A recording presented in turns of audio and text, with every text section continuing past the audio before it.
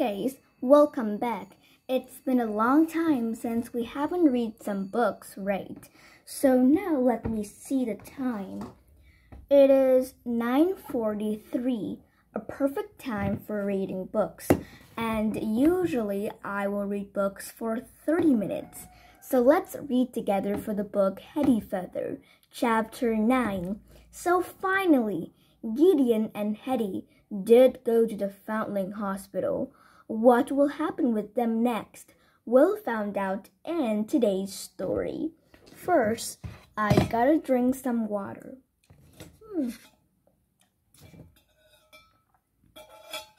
Okay, I'm ready for read any chapters because I see that this chapter is not too long, but yes, I'm very interested to see what will happen next with Gideon and Hetty.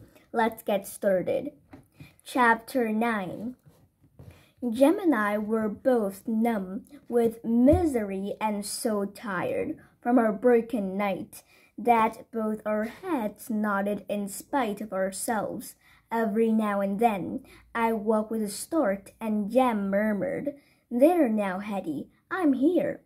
Once I woke first, and when Jem twitched and started awake with a cry, I said quietly, "There now, Jem, I'm here," reaching up to put my arms around him. Then we saw smoke in the distance, and houses started on to line the road, and we were almost at the town. On those rare shopping days in the past, would wriggle round excitedly and start to sing. This time we were silent. I meant to tell you a story all the way to comfort you, but the words wouldn't come. Jem whispered. "Never mind," I whispered back. "I do love you so, Jem." "I love you too, my Hetty. You have your sixpence safe?" "In my pocket, look." "Oh, Jem, I've nothing to give you. Give me a kiss, Hetty. That's all I want." I leaned even closer and carefully blew a big kiss into his ear. "There, my kiss is inside you now," I said, imagining it flying around like a little cage bird. Sam drove his cart through the crowded street of the town towards the big station. It loomed above us, its great steel archway a gaping maw.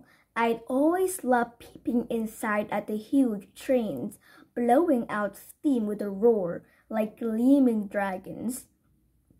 But now I shrank back. We clung to the sides of the cart, shivering. Then Mother saw the great clock and gasped, "Look at the time! Oh, Lordy, we'll miss the train if we're not hasty. Set us down, Sam."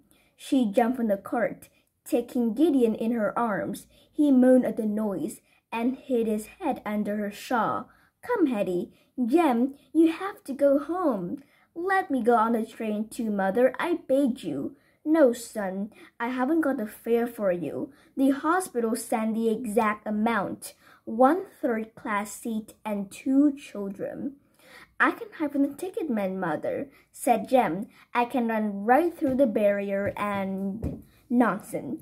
Do you want to get us all into trouble? Now we're late. The train is still to leave any minute. Get down, Hetty." She pulled me from the cart, twisting my arm in her haste so that I started bowing. "Stop that noise," said Mother. "We must go to find our carriage." She looked anxiously at Jem. "Take care going home. For goodness sake, if you lose your way, find a kindly lady to set you on the right path. Promise me you'll be a sensible lad and go straight back.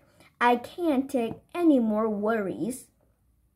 "But, Mother, I have to come too," said Jem, jumping down from the cart and putting his arms round me. "Hetty needs me so. I have to look after her." "You can't look after her. You're only a silly little boy."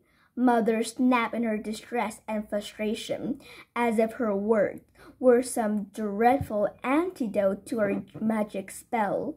Jem had always towered like a giant, but now he shriveled into a small boy, scarcely bigger than me, a boy who started sobbing. "Say goodbye now, Jem," Mother commanded. Jem reached up to Gideon in her arms and kissed his white cheek. Then he bent and kissed me too, on both my cheeks, then my lips. "Goodbye, Hetty. I love you so," he mumbled. "I love you too, Jem. I love you." "You won't forget me, will you, Hetty?" "Never ever." I still chanted it as Mother tore our hands apart and bustled Gideon and me past the barrier and a ticketman, urging up towards the train. I craned my neck and saw Jem waving and waving. I saw my own free arm whitely in the air until Mother found the third-class carriages at last and tugged us up into the train as the whistle went. I sat on the seat by the door, my legs sticking out. I figured the leather strap to open the window as we started chugging slowly out of the station. I wondered if I dare leap right out. I could jump onto the platform, rejoin Jem, and then we could run away together. Mother slapped my hand away from the strap. "Stop that, Hetty. Do you want to fall out to your death?" "Yes," I declared, deciding not. I did indeed want to die if I couldn't be with Jem. As the train gathered speed and hastened through the town and out into the countryside, I pictured myself leaping out of the window. My guardian angel would scurry down and snatch me up in his strong arms. We could fly up and up to heaven. I could wear a snowy nightgown and build castles in the clouds and jump from star to star. "I definitely want to die," I declared. "That's a dreadful thing to say, child," said Mother, shocked. "You can't mean it." "Yes, I do. I'd like to go to heaven right this minute." "If you choose to kill yourself, you'll go straight to the other place, Hetty," Mother reminded me. I thought about hell. I remember the time a hot coal fell off the fire and glanced against my leg. It had hurt so badly I screamed and screamed. And then I had to stump with the rag bandage for a week or more. I pictured burning my whole body, cooking for eternity. I decided I didn't want to die just yet. I stopped fiddling with the carriage door and slumped in my seat, my chin or my chest. Gideon reached out and clutched my hand. His eyes were wide with fear now. He buried hard against Mother. "There now, my lambkin. Mother's here," she said automatically. Gideon kept quiet, but he started crying, tears seeping down his cheeks. I cried too, clutching my rag baby, using her soft legs as a handkerchief when I got too damp and soggy. Mother pulled me closer, her arms round both of us now. The train started slowing down. I peered out of the window in agitation. Were we there already? Mother saw my expression. "It's a long journey, Hetty. A couple of hours until we get to London town." Gideon wailed fearfully, understanding properly now. The train stopped at a little country station, and a large woman in a purple gown squeezed herself into her carriage. She smelled very sweet, and her cheeks were very red. I thought she must have been running hard to catch the train, but Mother sniffed slightly and edged away from her. The purple lady beamed at the three of us. "Hello, my dearies. Why the tears and long faces?" She peered Gideon's pale face and dark-circled eyes. "Oh dear, is he not well, the little lad?" "He's been poorly," Mother said shortly. She stuck on her shoulder, trying to protect Gideon from the purple woman's glance. She looked at me instead. "And what about this little mite?" she asked. "Why am I crying so, my dearie?" I sniffed, not knowing what to say. "I don't want to go to hell," I mumbled, "though I want to go to the hospital even less." "Hetty!" Mother hissed. The purple woman shook with laughter. We could hear her stay creaking. She threw her back head, her chins wobbling. Then she reached into her reckless to a lace handkerchief and dabbed at her streaming eyes. "Children," she said to Mother. "Oh, my Lord, the things they say!" She looked at me, pinching my cheek with her fat fingers. "Cheer up, little girlie. Have you been a bad girl plowing your mother? Is that it? Here, I know what would cheer you up." She ferreted around at the bottom on her bag and came with a fruit drop as red as a ruby. "Aha! What have we got here? Pop it in your mouth, quick." "Thank you kindly, but Hetty is not allowed," Mother started, but the drop was in my mouth before she could finish her sentence. "There, that worked a treat, didn't it?" said Purple Woman triumphantly. "Shall we find one for your brother now?" She discovered an emerald green fruit drop and offered it to Gideon. Mother sighed. "Oh, very well." She stopped her Gideon mouth with a sweet, "Say thank you, children," said Mother. I thanked the Purple Woman and Gideon nodded his head. "Think nothing of it, my dears," she said. "How old are you, Missy?" She asked me. "I'm 5 going on 6, ma'am," I said. "And what about you, little boy?" Gideon said nothing. Mother didn't seem inclined to answer for him. "He's 5 too," I piped up. The Purple Woman seemed surprised. She peered at Gideon. She peered at me. Then she looked at Mother. "They're never twins. They don't look alike." "They're not twins," Mother said uncomfortably. "Oh my, but they're brother and sister." She pulled one of my red plates. Then she lowered her voice. "Do they perhaps have different fathers?" "Neither child face you, my dear." Mother snorted down her nose. "I don't care to discuss it, particularly not in front of the children." She could have been plainer if she said, "Mind your own business." But the Purple Woman would not be pulled off. "No need to so Humpty Dumpty, missus," she said, chuckling. "My 2 kitties have 2 fathers, and neither father was my husband, but we've managed just fine and dandy, and I've a real husband now to support us all." She showed off the gold ring on her fat finger. She was taken in riddle so far as I was concerned, but Mother was outraged. "I'm a respectable married woman," she said. "These 2 dear lambs happen to be my foster children." "Really, my dear? Well, there's the thing. Foster children, eh? That's a fine idea. So are their real mothers dead?" "No," I said. Mother usually told me off when I used that tone, but she patted my shoulder now. "They're never known their mothers. These are children from the Foundling Hospital."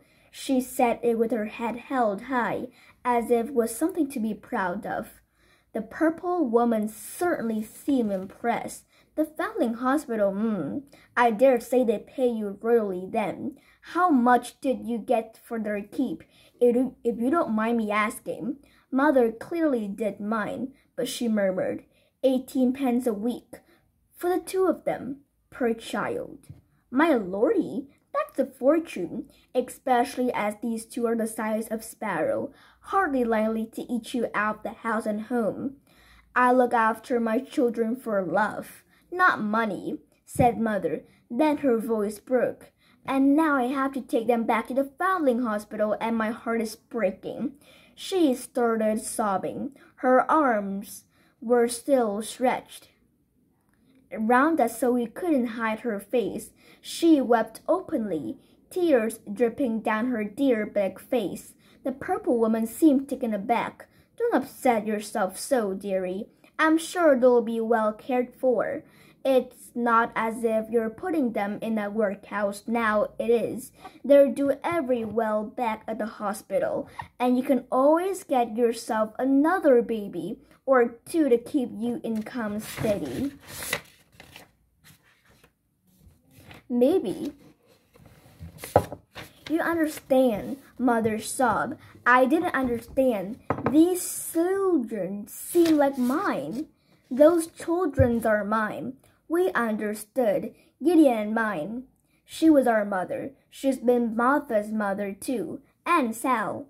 I threw myself against her chest, winding my arms round her neck. Gideon was fairly suffocating, but did not protest.